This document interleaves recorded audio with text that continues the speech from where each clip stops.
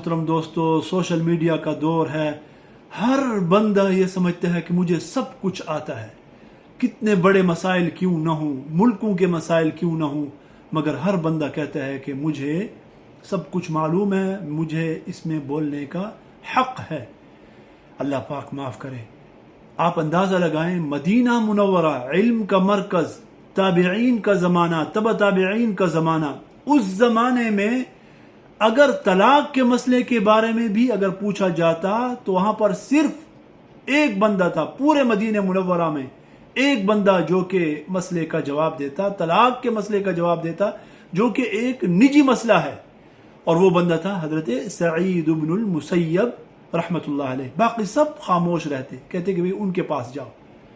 لیکن آج بڑے بڑے مسائل ہوتے ہیں، ملکوں کے مسائل ہوتے ہیں، لوگوں کی جانیں ان کے ساتھ وابستہ ہوتی ہیں، مگر احتیاط نہیں کرتے. ہر بندہ لگا ہوا ہے اور جو ہے نا فتوے لگا رہا ہے، اپنی رائے قائم کر رہا ہے، اور مسلمانوں کے اندر جو ہے نا انتشار اور فساد کا جو ہے نا سبب بن رہا ہے. اللہ پاک ہمیں اپنی زبانوں کو کنٹرول کرنے کی توفیق نصیب فرمائے.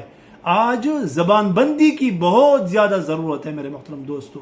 اللہ پاک ہمیں اس کی توفیق عطا فرما دے.